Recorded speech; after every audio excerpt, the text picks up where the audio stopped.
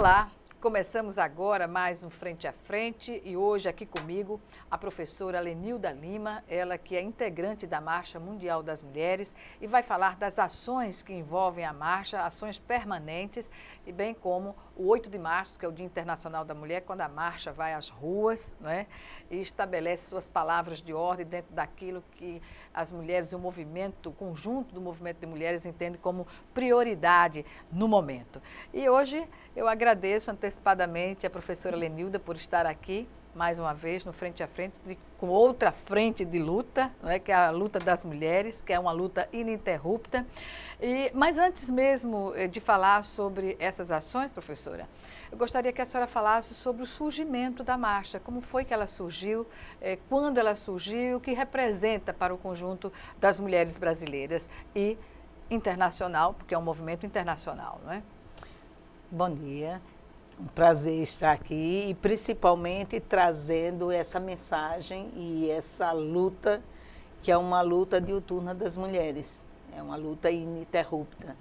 A marcha ela surge em 2000 e ela surge de um movimento das mulheres, principalmente contra a violência sexista, contra a pobreza e a violência sexista. Então, existe uma marcha, ela surge no Quebec, depois ela se amplia. A marcha hoje, ela permeia vários países. 50 países. 50 países, ela está presente com ações, tem ações internacionais a cada ano, são ações muito importantes e sempre com um viés que ela não perde essa origem, que é contra a feminilização da pobreza. Então, a marcha, ela trabalha a questão da violência, da opressão, mas ela tem esse viés. Nós integramos, nós nos inteiramos mesmo de algo que outrora era mais no campo dos homens, os homens eram que discutiam economia, planejamento. Apenas os homens, apenas os homens. Esse era o mundo dos homens. Uhum. A marcha ela já vem com outra concepção.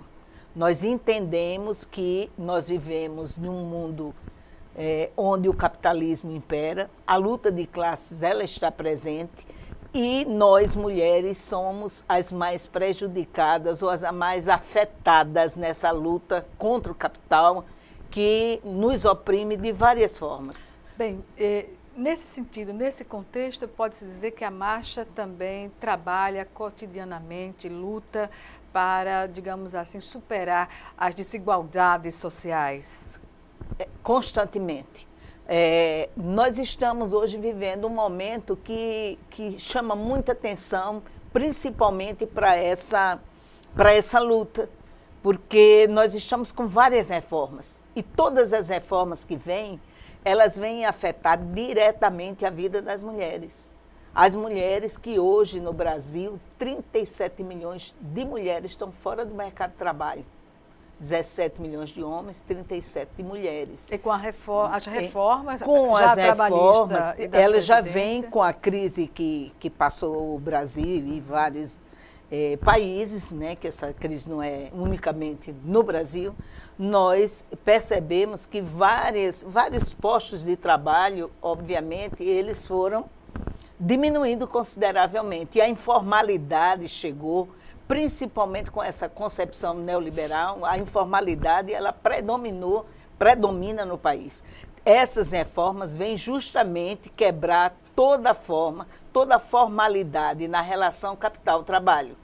E nesta formalização, nessa quebra da formalização do trabalho, nessas mudanças no mundo do trabalho, as mulheres são as mais afetadas, porque nós não temos apenas um tipo de trabalho, que é o trabalho produtivo. Nós temos trabalho produtivo e reprodutivo.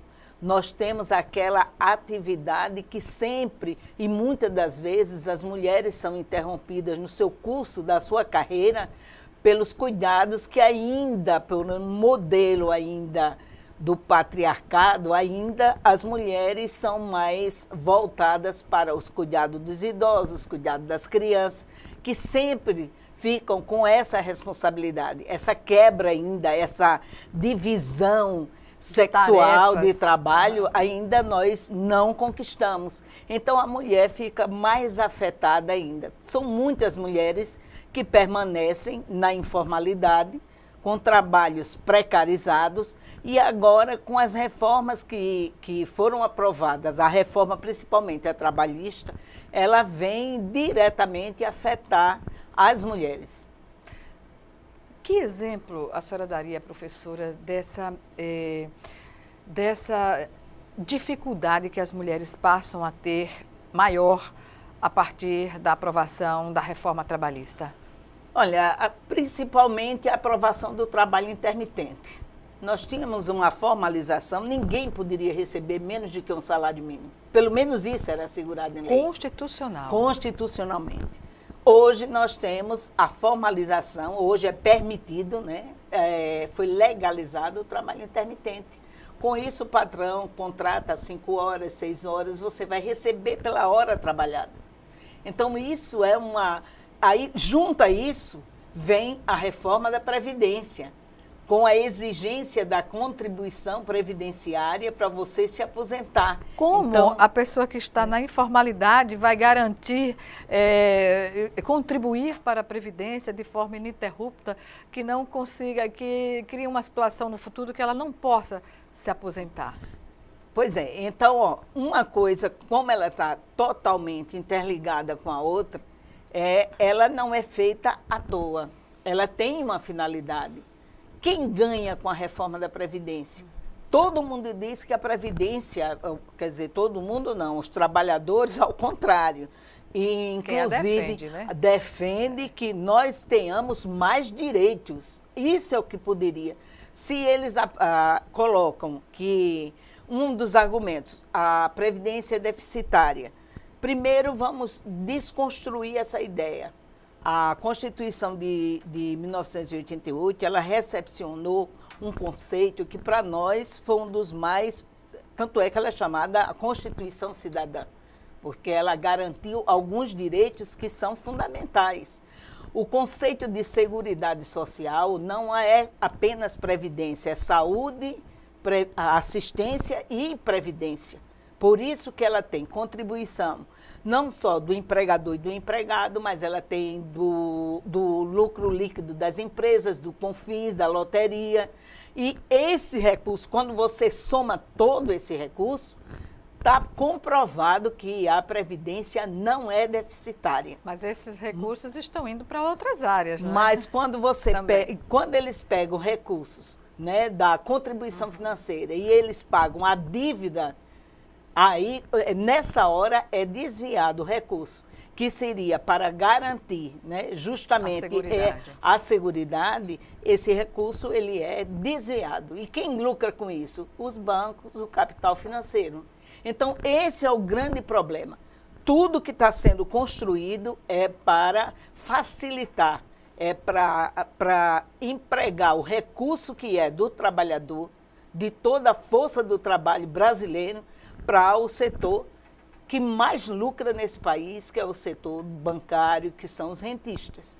E é contra isso que nós temos que lutar, principalmente nós mulheres. Nós mulheres que sempre tivemos que lutar vigorosamente para conquistar o mercado de trabalho. Até porque a dupla jornada sempre acompanhou as mulheres.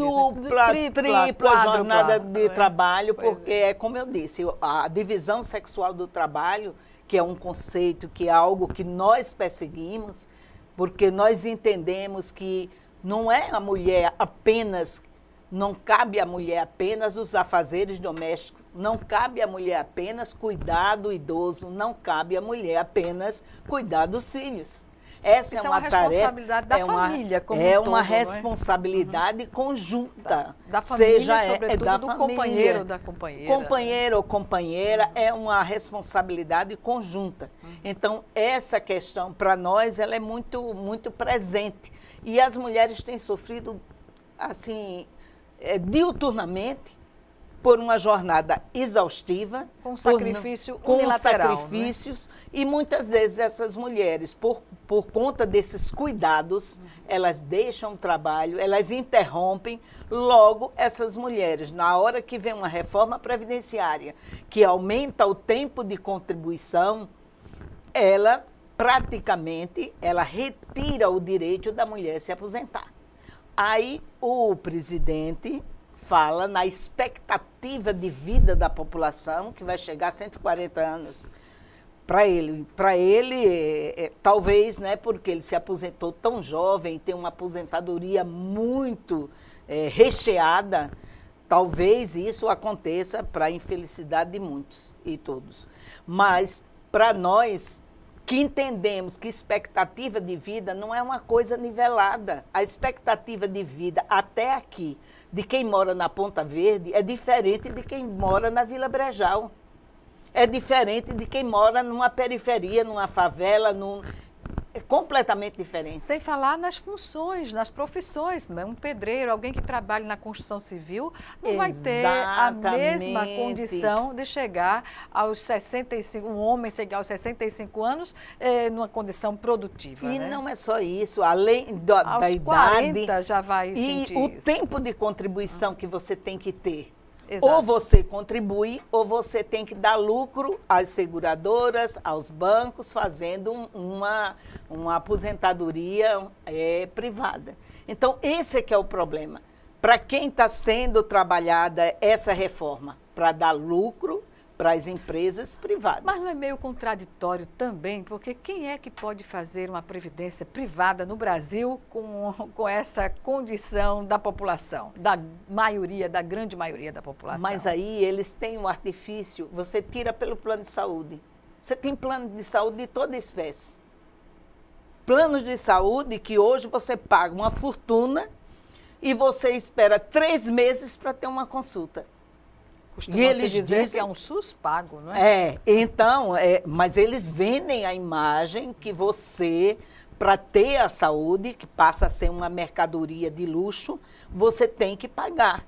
Então, essa é a nossa realidade. As pessoas correm. A escola pública, outra política pública. Você pega a escola pública, descredencia a escola pública, ao mesmo tempo que universaliza, você diminui recursos, mas você pega e prolifera de escolas particulares, seja de que qualidade for. Então, esse é o grande problema. Quando não se tem uma concepção de Estado, o Estado garantidor das políticas públicas, se faz exatamente esse tipo de reforma, que é essa concepção que permeia agora. O que a Marcha das Mulheres tem conduzido e tem dado como uma perspectiva na luta contra essas desigualdades? Olha, primeiro mobilizar o conjunto das mulheres, debater com as mulheres que muitas vezes, pelo acúmulo do seu trabalho, nem sequer param para refletir sobre toda a atuação. E olhe que as mulheres, ao longo do tempo, sempre tiveram atuações, foram bastante protagonistas de vários eventos. A exemplo até da Revolução Russa, quando tivemos a Revolução, começou com a greve das mulheres. Mas muitas vezes as nossas lutas são invisibilizadas. E o que é que nós estamos fazendo agora? Nós estamos dando visibilidade às nossas lutas. Pois bem, sobre esta questão ainda vamos abordar no próximo bloco. Em 1 minuto, o Frente a Frente está de volta.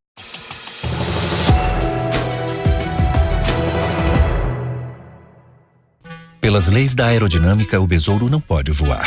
As asas são pequenas demais para o peso do seu corpo. E seu cérebro microscópico, incapaz de enfrentar a complexidade de um voo. Ainda assim, o besouro prova que o inexplicável, o difícil e o que parece improvável, muitas vezes acontece. Associação Brasileira de Linfoma e Leucemia. 100% de esforço, onde houver 1% de chance. É bom roteiro, hein? Nossa, bonita essa história. Não, é tão bom a gente poder fazer uma história brasileira. Poder filmar o Brasil. Poder emocionar as pessoas com uma história assim. A gente produz praticamente mais de uma centena de filmes no Brasil, de vários gêneros diferentes. A gente tem uma diversidade cultural, né? Cultural, de cenários, de histórias. Tantos cineastas jovens surgindo com ideias completamente novas. Tá todo mundo trabalhando. Né? Cabe, todo mundo cabe, assim. Acho que a nossa produção só cresce. A gente sempre teve filmes lindos, mas agora é uma quantidade. Eu acho que o público consegue perceber a qualidade das produções nas diversas telas. Não é só a tela do cinema também. Tem as séries que chegam a qualquer lugar. E um espelho para que o brasileiro se conheça. A gente está vivendo um momento muito especial. Graças ao talento dos profissionais e aos investimentos do governo federal, o audiovisual brasileiro se tornou grande. Grande como os nossos sonhos, talentos e histórias. E com o seu reconhecimento vai ficar ainda maior. Audiovisual brasileiro. Grande como o Brasil. Assista, recomende, valorize o que é seu. Ancine e Governo Federal.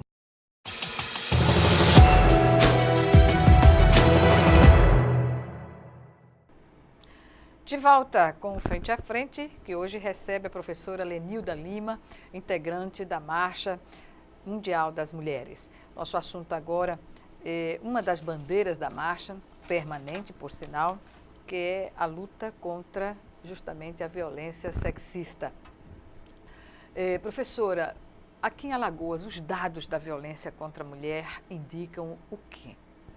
Olha, nós, por mais que a própria secretaria, em alguns momentos, apresenta que diminuiu o índice de violência contra as mulheres, na verdade, nós analisamos que tem havido mais denúncia, embora nós saibamos que muitas coisas ainda passam sem que a mulher tenha a coragem de fazer a denúncia. Nós ficamos assim... As subnotificações, né? Nós ficamos muito ainda impressionadas quando nós vemos mais de 854 ainda casos de violência contra a mulher. De estupro, né? Aliás. E nós tivemos mais de 60 ainda atos libidinosos, ou seja, mulheres, homens que ainda acham que são molestadas. Molestar as mulheres, principalmente, teve um período que nos ônibus, nos coletivos, isso estava se tornando... Aflorava, né? Aflorava, teve um período assim muito violento em relação a isso. E os outros casos que também nos deixaram extremamente preocupadas foram os estupros, inclusive estupros coletivos. Quer dizer, aquele conceito que tentavam passar, que a questão era do estupro era um caso de doença do indivíduo, nós agora questionamos. E quando se trata do estupro coletivo, todos estão doentes? Que é uma alegação que o estuprador contestada, né? usa quando vai à justiça para amenizar a sua pena. Claro, né? Claro. Então, na verdade, o que nós estamos vendo é um crescimento, uma onda muito forte de violência. E isso foi muito estimulado também nesses últimos tempos. E não é uma onda só do Brasil. A gente olhando o mundo, a gente vê que essa violência, que esse ódio, principalmente contra as chamadas minorias, ele tem aumentado consideravelmente e é uma preocupação nossa, principalmente com a formação da juventude. Eu acho que a gente tem que ter um olhar muito forte. Primeiro que nós temos que ter políticas que realmente, não só políticas de punição, mas políticas preventivas. O que o Estado brasileiro tem que fazer para dar segurança às mulheres, às negras, aos jovens que estão sendo afetados por essa onda de ódio, de desrespeito, de preconceito que ainda permeia na sociedade. Então, isso para nós é uma questão preocupante. É preocupante a questão das mulheres, dessas meninas, as mulheres que têm que sair à noite. Nós tivemos uma conquista aqui que foi considerável, que foi aquela lei da parada segura, e foi uma luta também. É que as empresas estavam se negando a cumprir a lei, não é? Não só a empresa, o próprio prefeito não tinha sancionado. Ela foi apresentada duas vezes, foi a vereadora Tereza Nelma, dialogando conosco. Nós tivemos lá, fizemos pressão, porque é um absurdo. Nós temos várias jovens que estudam à noite. Os casos estavam acontecendo e noticiados, e outros não noticiados, porque ainda persiste. Volto a dizer, a vergonha da mulher, há ainda deficiência no atendimento à mulher. A novela das 9 da Rede Globo está mostrando um caso agora, não é, da menina que foi para um casamento já traumatizada por ter sido molestada pelo padrasto. Exatamente. E não ter tido a coragem durante anos de denunciar. Não é? Isso é o que predomina nas relações familiares, porque na maioria das vezes o agressor está dentro de casa. Exatamente. Ou nas proximidades. Ou nas proximidades. Então, como a mulher sempre foi tida como a culpada, esse sentimento de culpa foi construído, seja na relação familiar, seja por uma questão, às vezes, até religiosa, as mulheres se culparem, se autopunirem. Então, muitas das vezes, as mulheres nem procuram, nem denunciam com a vergonha, pelo medo. Por outras vezes, porque as próprias instituições não estão preparadas para recepcionar essa mulher que já vai humilhada para uma delegacia. Você tira aqui em Alagoas, nós temos 2 delegacias. E delegacias essas que as mulheres vivem brigando para que essas delegacias funcionem 24 horas. E abrem aos finais de semana. Chega no final de semana, elas fecham, que é justamente o período onde nós temos mais agressões às mulheres. Decorrente de bebida e de tudo mais. E depois que passa aquele período, fica difícil. Mas tem 6 meses. Mas fica difícil aquela mulher ir denunciar. Tem que ser no calor da agressão. Tem que ser, exatamente. Então, nós temos que ter mais delegacias, nós temos que ter delegacias abertas 24 horas e toda uma rede de atendimento. A agressão não marca a hora, nem diz Exatamente. que tem horário pré-fixado para acontecer. E outra coisa, a agressão não só acontece na capital. A agressão acontece na capital e no interior. Então, não existe, nem tem hora marcada, nem local marcado. Então, é preciso que a gente dê um basta nisso aí. Não dá para a gente ver ainda esse sentimento, essa coisa da agressividade dos homens. Mesmo com a Lei Maria da Penha, a gente ainda vê que a lei não se efetiva pela falta de instrumentos necessários. E por uma questão também, muitas vezes, de uma concepção que teria que ser trabalhada dentro de casa e nas escolas. E aí eu venho com uma outra questão que também faz parte desse conjunto que eu diria de fascismo que está permeando no nosso país, onde até as leis que davam uma certa proteção às mulheres, que davam o direito de você educar também as nossas crianças numa cultura mais de humanização, elas vêm... De tolerância, não é? Vêm exatamente ao contrário. A lei da mordaça é uma.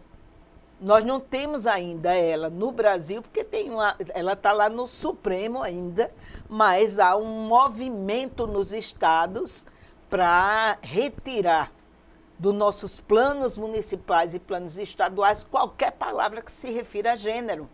Até gênero alimentício, o grau da ignorância é tão grande que até gênero alimentício foi tirado de certos planos. Para você ter a ideia que muita gente, com toda desculpa aos parlamentares que estudam e que se dedicam, mas teve parlamentar que foi discutir. Não tira isso aí. Qualquer coisa de gênero tem que tirar para atender a determinadas bancadas, quando isso não é inadmissível. E um dos argumentos a família é quem tem que cuidar. Mentira. Grande parte da família está numa atividade, tem uma ocupação. não está no trabalho, não está no trabalho formal, mas está buscando uma alternativa para sobreviver. E quando se trata de uma classe média, está aí com seus filhos nas escolas particulares que estão trabalhando conteúdos, mas que precisa de um trabalho mais nessa área da humanização. Nós temos jovens que estão preconceituosos, nós temos jovens que estão agressivos, nós temos desrespeito às mulheres, nós temos meninas que estão nas escolas e estão saindo porque estão engravidando muito cedo e não é a família que está trabalhando todas essas questões e elas acabam vindo para dentro da escola. Nós temos a questão da sexualidade que tem que ser trabalhada, que aflora. E a escola não pode trabalhar projetos? Professora, eu lembro que no calor desse debate maior, se questionou muito o fato de algumas metodologias educacionais que conduziam para crianças em faixas etárias muito baixas, muito pequenas, livros mostrando o ato sexual. Sobre essas questões, o que dizer diante desses fatos que foram levantados à época? Olha, tudo que aconteceu naquela época fazia parte de um contexto. Você não pode descolar aquilo de um contexto que estava havendo, de um contexto de golpe no país. Era algo pontual que acontecia? Aquilo ali estava no auge, quer dizer, foi pontual naquele momento, mas ela construiu um arcabouço que se estende até hoje.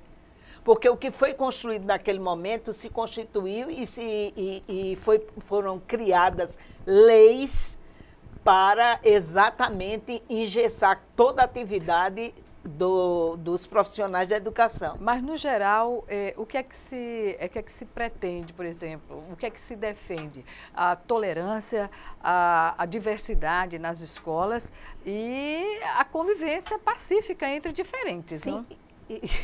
É porque eu me empolguei nessa hora, porque, inclusive, foi divulgado que tinha um livro do MEC, de forma mentirosa. Exatamente isso. Isso é que nos o livro deixou... era do MEC, a história é que era um livro do MEC que induzia ou que trazia informações antecipadas, informações que não eram pertinentes à faixa etária para as crianças. Aquilo não era verdade. Então, é uma coisa assim tão absurda, até a forma... E eu vi em várias redes sociais, sim, foi reproduzido. Mães de família, um movimento todo pela família. E é lógico que quem não tem o conhecimento e sabe que há uma linha pedagógica nesse sentido, completamente diferente, não é verdade? Não tinha aquilo ali. Inclusive, nós conversamos com pessoas da rede pública, pessoas da rede particular, para exatamente explicar o que é que tinha nos planos municipais que não tinham nada a ver e muito menos ninguém incentivar nenhum livro pornográfico, nenhum livro que antecipasse informações que não estavam pertinentes ou de acordo com a idade com a faixa etária daquelas crianças. Pois bem, diante disso, o que dizer hoje da tolerância nas escolas? A senhora falou, há um sentimento de desrespeito, de intolerância, mas o que é que se pode fazer no âmbito das escolas, os professores, junto com a família, trazer a família mais para a escola seria uma saída? Uma delas e trabalhar projeto pedagógico das escolas, onde esses temas têm que ser abordados. Você não pode desconhecer que tem problemas de sexualidade. Você não pode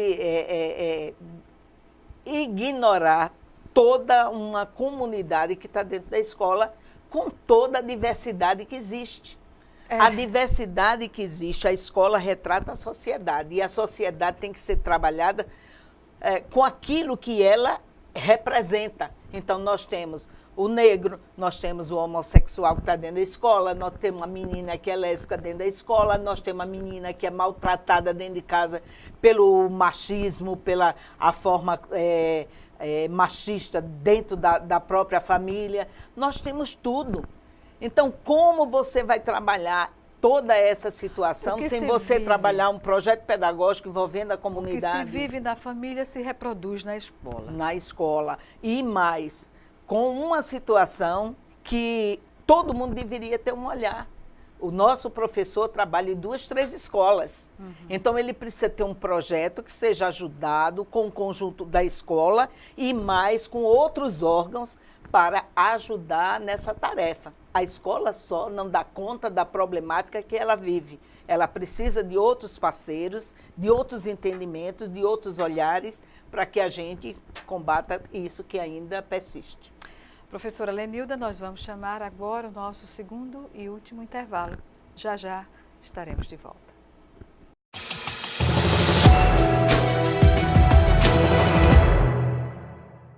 Minha amiga sempre reclama de racismo. Tem 2 velhinhas no meu condomínio que sempre, quando elas me encontram no elevador social, elas dizem: Correios, filho? Você não deveria entrar pelo de serviço? Não, vizinho. Sempre que eu atravesso a rua com o sinal fechado, ouço o som das portas dos carros se trancando. Chamei ela para fazer parte da campanha, mas ela não quis se expor. Onde você guarda o seu racismo? Não guarde, jogue fora.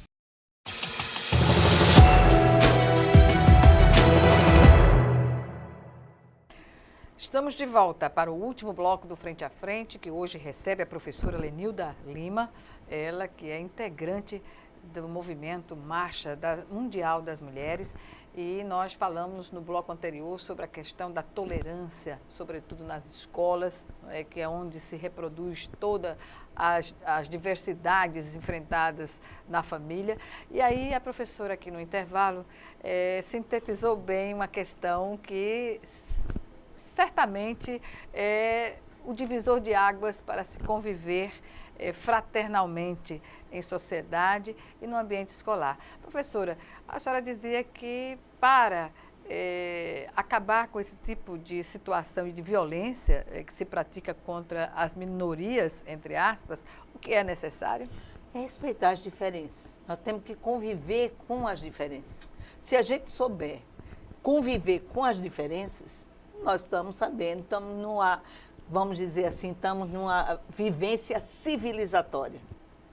É isso. Democracia também. É a escola né? democrática, é a escola que acolhe aquilo que representa a sociedade. Nós não queremos uma escola descolada do que é a sociedade. Então, eu acho que é tranquilo, ninguém fica preocupado, ninguém fica pensando que ninguém vai deformar, ao contrário, a escola vai formar. A gente observa isso nos países desenvolvidos, ninguém está preocupado com a opção que o outro fez na sua vida, de ser o que ele é, se ele é branco, é preto, é mulato, é homossexual, enfim, esse entendimento é uma questão que está relacionada ao desenvolvimento de uma nação, professora? Nós estamos com retrocessos, né? Retrocessos. Eu posso fazer aqui uma apologia agora, um momento que nós vivemos, que para mim foi um momento de glória, quando nós passamos agora no Carnaval e vimos aquela escola de samba mostrar exatamente, ela trazer a nossa história e trazer que esse país ainda precisa avançar muito. Esse país precisa reconhecer muito a força do trabalho e da sua história e quebrar uma série de amarras que ainda nós temos. Então, para mim, aquilo foi muito bom, foi muito positivo, porque mostra que a nossa história não é a história oficial, não é a história dos livros. Nós precisamos construir uma nova história, reconhecendo a nossa trajetória e aquilo que ainda, até o momento atual, ainda nos amarra. O preconceito ainda é uma amarra que nós temos. As questões relacionadas à escravidão. A escravidão. Também, que é tão atual quanto foi na colonização. A escravidão, ela acabou ou ainda continuamos? As mulheres estão livres, têm autonomia econômica, as mulheres negras têm o mesmo direito dos homens ou das próprias mulheres brancas? Ainda não. Se você pegar qualquer um levantamento estatístico, você vai ver a diferença salarial. Sofreu algum tipo de discriminação. Sofre, e tem determinados postos que as mulheres estão, vamos dizer assim, quebrando a cerca e estão pulando aquilo ali. Quer dizer, você, para determinadas profissões, você tem que brigar. Você tem que ter muita força, determinação para poder você chegar lá. E muitas vezes, quando você chega no posto igual ao do homem, ainda é discriminada salarialmente, você ainda é exigida muito mais. Você ainda é assediada muitas vezes para continuar no posto de trabalho. Então, isso não pode acontecer. É por isso que essa campanha contra o assédio, ela é extremamente importante. Porque você tem que alçar aquilo ali pelo esforço, pelas oportunidades que você teve, que aí pelo tem a ver, e né? pelo conhecimento. Sobretudo. Por isso que quando a gente trabalhou uma pauta e uma bandeira para o 8 de março, nós trabalhamos em 3 temas. Contra a reforma da Previdência, que entendemos que é um conjunto de retirada de direitos, contra a violência doméstica institucional, que a institucional existe também, e é muito forte, e pela democracia. Como podemos visualizar uma violência institucional? Quando você é negado o próprio direito numa política pública. Então, na saúde, quantas mulheres ainda morrem porque não têm o atendimento à saúde? Quantas mulheres precisam se deslocar da sua comunidade para ter um atendimento mínimo à saúde? Então, as mulheres negras, principalmente, as mulheres indígenas, as mulheres em situação de risco que estão nas ruas. Então, esse conjunto de mulheres que o Estado brasileiro tem a responsabilidade, isso é uma violência institucional que nós vivemos no dia a dia, seja em qualquer essa área pública. E quando se corta orçamento para a área pública, é uma violência institucional. Esse entendimento foi o que norteou ao movimento de mulheres, né, os movimentos de mulheres, a elaborarem uma pauta para o 8 de março, encaminhada ao governador do Estado? Sim, sim. Uma pauta política, porque quando a gente diz que nós queremos a volta da democracia nesse país, nós estamos dizendo que sem democracia nós não temos política pública. Sem democracia nós temos o caos, porque as políticas serão voltadas para um conjunto que hoje já sobejamente já detém todos os privilégios. Quando falam de privilégio para o povo, ao contrário, quem tem privilégios é uma minoria que está instalada no poder e que, obviamente, querem cercear o direito do povo. Então, essa pauta é uma pauta presente. Nós queremos o direito do voto, nós queremos escolher quem nós queremos absolutamente a democracia voltar ao nosso país e nunca mais ter golpe, seja militar ou golpe de qualquer natureza. Então, isso aí para nós é muito forte. E a outra pauta é uma pauta diretamente ao governo do Estado para a garantia das políticas públicas, que vai desde o orçamento, a rede de proteção às mulheres, a ampliação da delegacia também. A patrulha Maria da Penha, que para nós é muito importante, já tem uma lei, já foi aprovada e precisa ser implementada, mais delegacias. Unidades móveis da Casa da Mulher Brasileira. Casa da Mulher Brasileira, porque já tem orçamento para isso, para funcionamento, para acolhimento dessas mulheres.